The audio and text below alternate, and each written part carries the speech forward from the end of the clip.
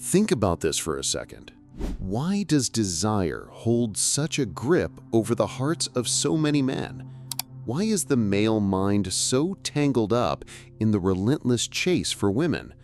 Not in a way that uplifts or connects, but in a way that consumes, distracts, and even enslaves. What if you uncovered a truth so raw, so brutally honest, that it shattered everything you thought you knew about male desire, about love, and about freedom itself? Today, we're going to dive deep into the mind of one of history's boldest, most rebellious philosophers, Diogenes of Sinope. We're going to break down what he believed was the dark reason behind men's obsession with women.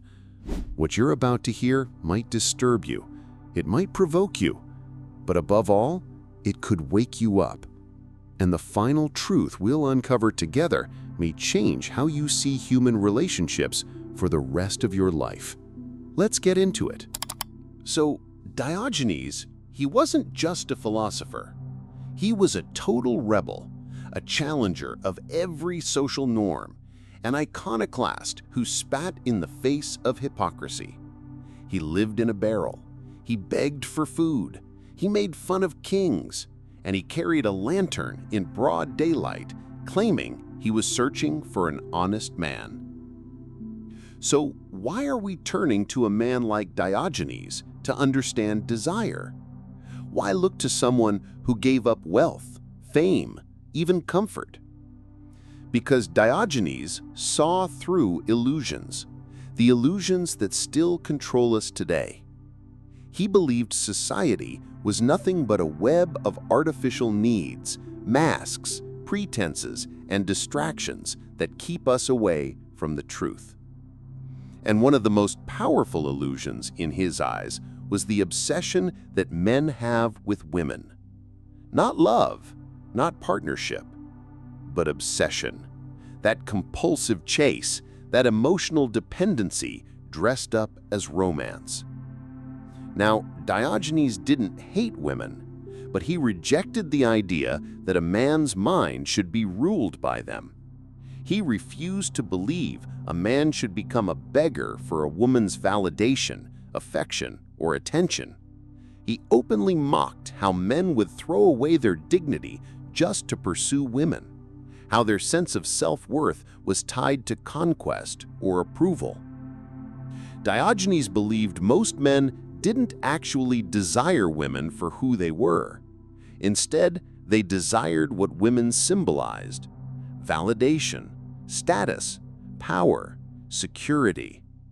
And that is where it gets dark. The obsession wasn't with women themselves, but with what they symbolized inside a man's mind: a fantasy, a cure, a way to complete something missing within. Let me ask you, who would you be without this desire?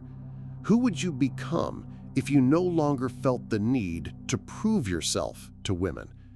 If you didn't crave their attention, their approval? That is the question Diogenes wanted men to face, because he believed that an obsession with others is always a symptom of a deeper emptiness within. Look around. From ancient times right up to today's social media, men have been sold the idea that their value is measured by how many women they attract, how much they're desired, how perfectly they play the role of the romantic hero. But Diogenes wasn't buying it.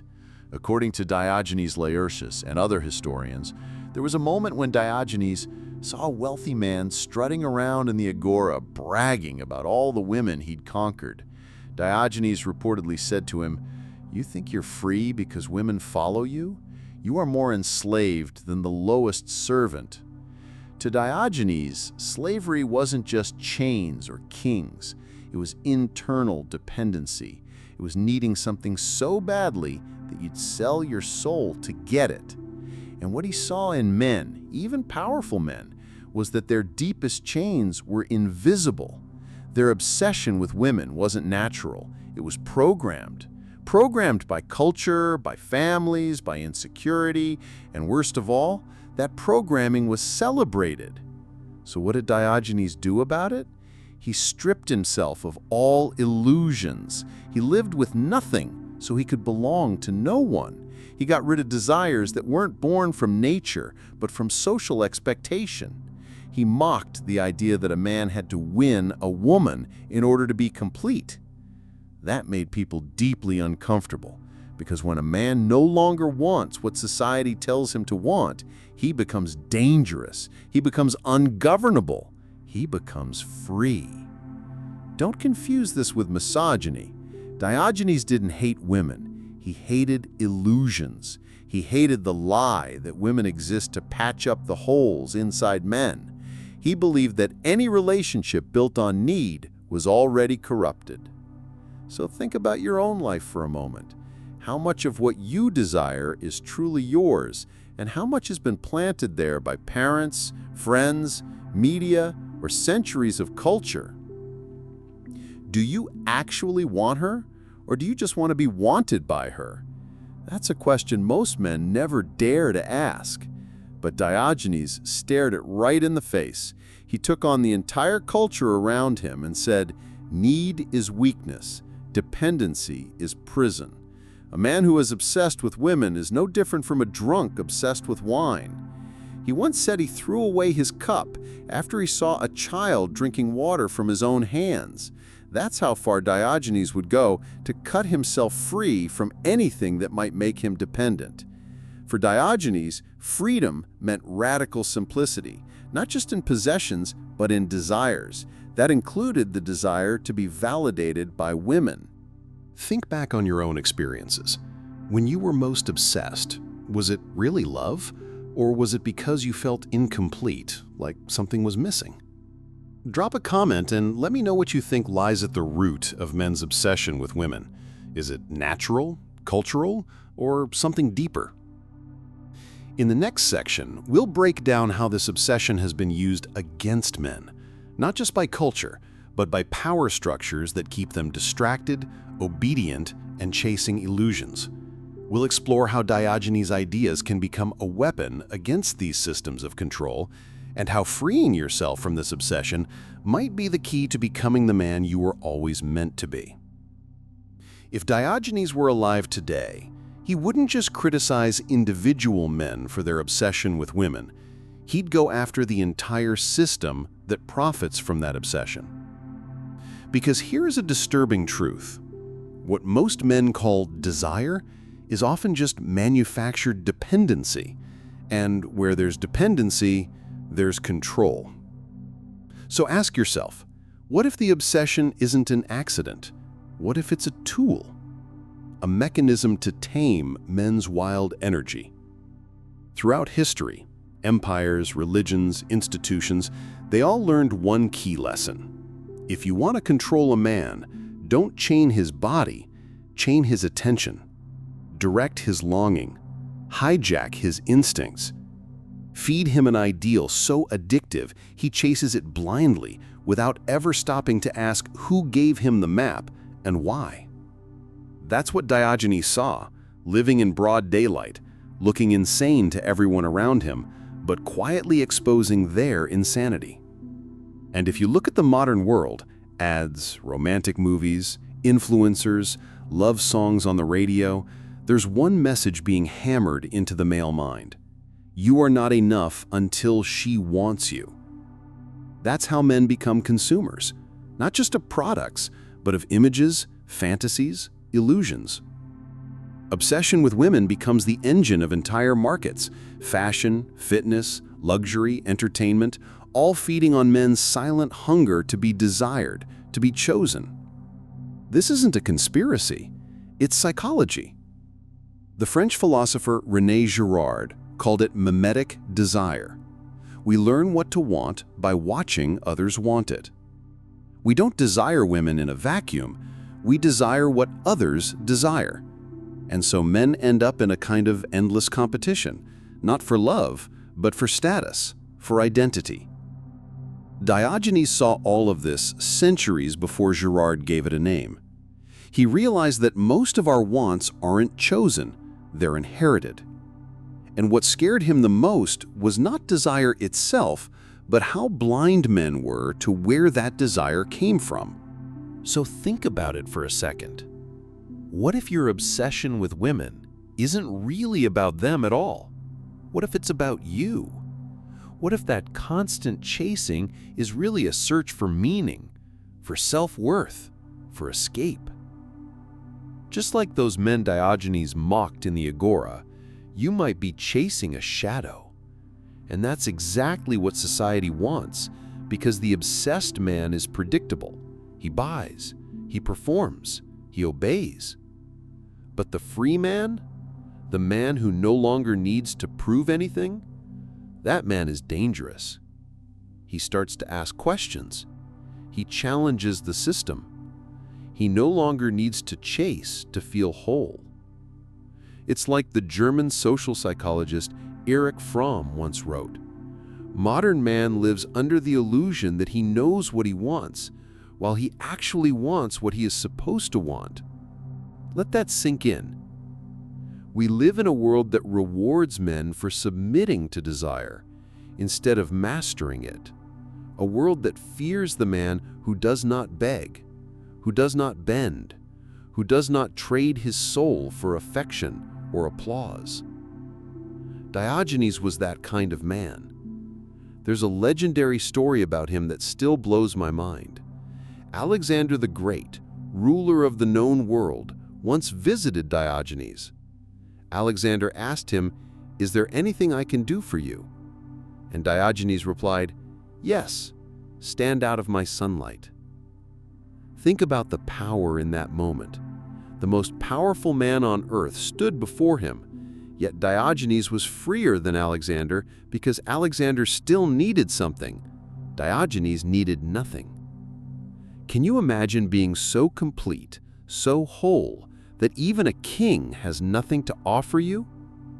That's what terrifies the powerful. Diogenes didn't fear rejection. He didn't need recognition. He didn't define himself by being wanted. He just existed as he was, without apology. That is the ultimate threat to a system built on insecurity. So how do you reclaim that same power? First, realize that true freedom starts in your mind. Obsession isn't love, it's programming. And you can rewrite that program. Second, embrace discomfort. Diogenes didn't reach that level of freedom just by thinking differently. He lived differently. He slept in public. He begged for scraps. He let people ridicule him. He walked away from everything the world told him he needed until he was unbreakable. Who are you without the image, without the chase, without the fantasy of being completed by someone else? That is the question that can change everything. So let me ask you straight. Do you think modern men are truly free in their desires, or are they prisoners of a system that profits from keeping them obsessed? Drop your answer in the comments, because I want to hear from you. In the next part, we'll take this even deeper. We'll explore the psychology behind this obsession, digging into the emotional wounds and childhood traumas that push men toward dependency. We'll talk about Carl Jung's concept of the anima and how it reveals what men are really searching for when they chase women in that desperate, needy way. Because if we want to understand why this obsession runs so deep, we have to look beneath the cultural conditioning. We have to go all the way down to the rawest, most personal layer, the wound. Let's break that down. Jung believed that every man carries a feminine image within him, an unconscious projection he called the anima. This anima holds all the emotional, creative, intuitive parts of the psyche that a man doesn't consciously identify with. But when he hasn't integrated those qualities inside himself, he starts projecting them outward. And where do those projections land? Onto women. That's the heart of the obsession. A man is searching for a piece of himself that he thinks is missing, and he tries to find it in her. She becomes the embodiment of mystery, emotion, beauty, love. Not because she truly is all those things, but because his mind needs her to be. That's why some guys get obsessed at first sight. That's why rejection feels like dying. That's why losing a woman can feel like the end of the world. Because the obsession was never about her, it was about trying to fix something broken inside. Diogenes, even though he lived centuries before Jung, would have totally understood this. His entire life was a battle against illusions, and obsession is the greatest illusion of them all, mistaking another person for your salvation. Imagine a man who's never been allowed to cry, who was told all his life that being a man means staying tough, never showing weakness. What happens when he meets a woman who seems to carry all the softness, emotion, and empathy he was forced to bury? She becomes his hope, his rescue, his therapy. But the more he leans on her to carry those feelings for him, the weaker he becomes. That's what Jung was warning about. If you don't integrate your own inner feminine, you'll forever be at its mercy, chasing it in other people. So what does that integration actually look like? It looks like a man who lets himself feel, who embraces his logic and his sensitivity, who doesn't need someone else to carry his soul. Only then can love become real, because only then is it free of need. Diogenes didn't have fancy Jungian language, but he lived this truth. He didn't need to hide anything. He even refused to hide his bodily functions. He was raw, transparent, shameless. Why? Because shame is a prison, and where there's shame, there's dependency. He didn't want admiration. He didn't need to be desired. He wasn't half a man looking for a missing half. He was whole. So pause for a second. Ask yourself, what parts of you have you been taught to suppress? What have you projected onto women instead of embracing inside yourself? That is the real work of wholeness. That is what Jung called individuation, the lifelong journey of becoming your true self instead of the person the world tells you to be. When men refuse to go on this journey, they become addicts, not to alcohol or drugs, but to fantasies. They fall in love not with women, but with the parts of themselves they lost. And that explains why obsession can feel so intense, even spiritual.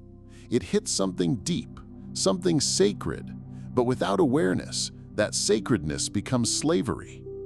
That's why relationships based on need always collapse, because you cannot heal yourself through another person.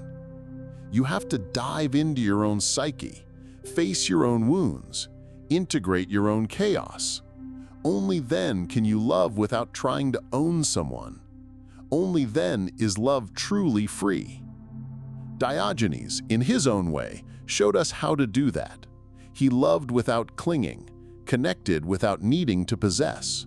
He was whole, even alone. And that is why his message is still so powerful today. In the final section, we're going to talk about what it really means to live with profound internal wealth, not just to avoid poverty, but to build the kind of mental freedom that no one can ever take away. We'll look at what true love looks like when it grows out of freedom instead of addiction.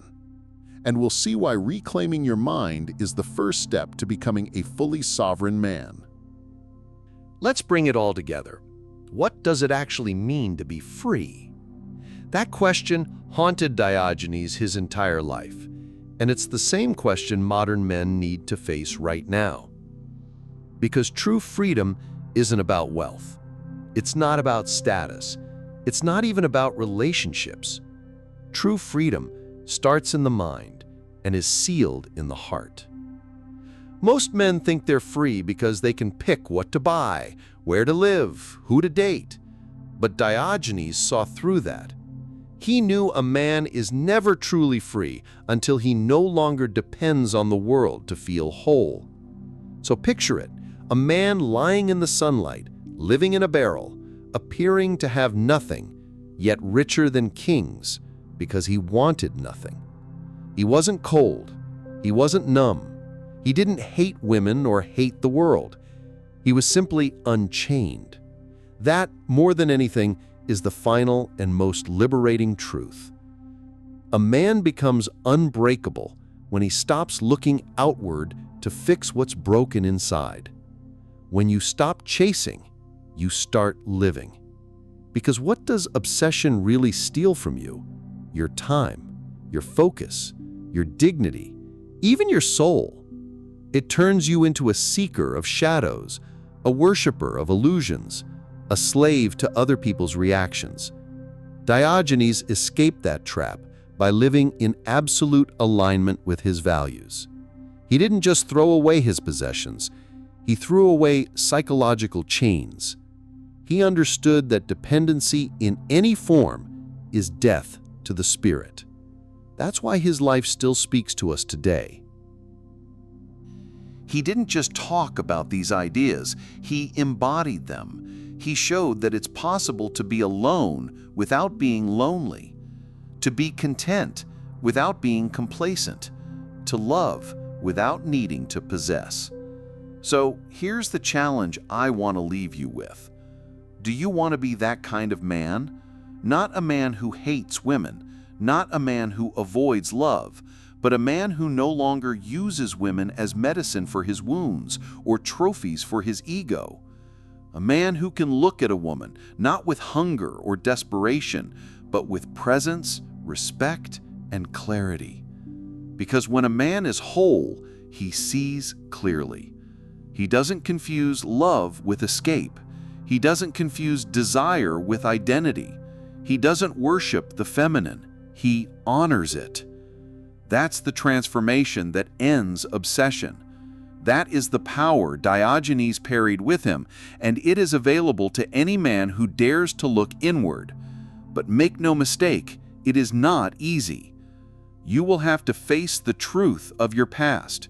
You will have to confront the fears of inadequacy that you've buried for years. You will have to reclaim the parts of yourself you've projected onto women.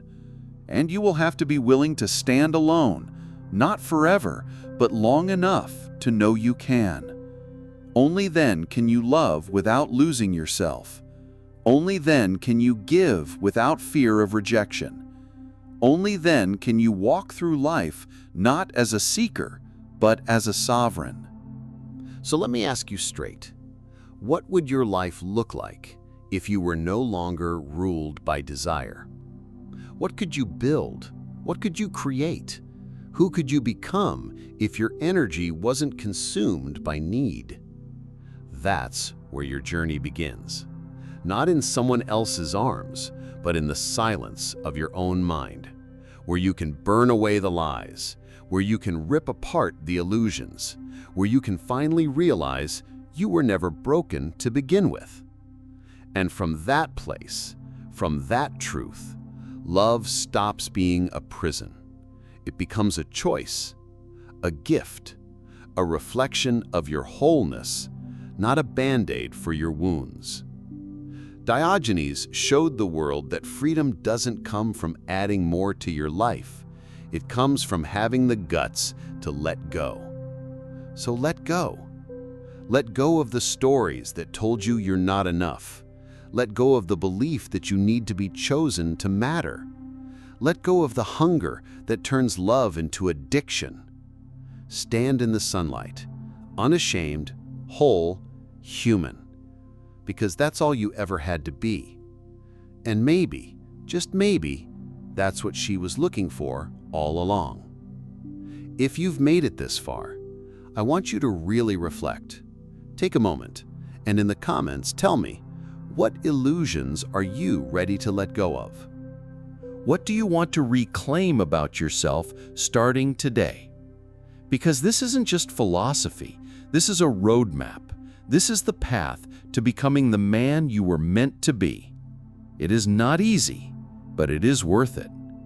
When you strip away the illusions, when you stand unchained, when you no longer need anyone to fill your emptiness, You become a force that cannot be manipulated, cannot be marketed to, cannot be controlled.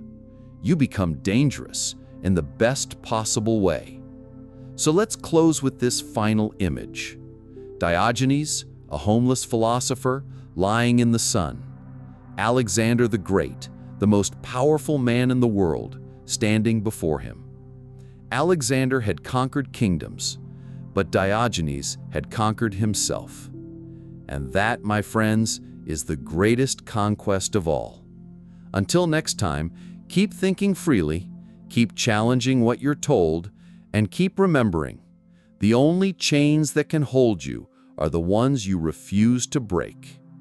If you found this valuable, drop a like, subscribe, and share your thoughts in the comments.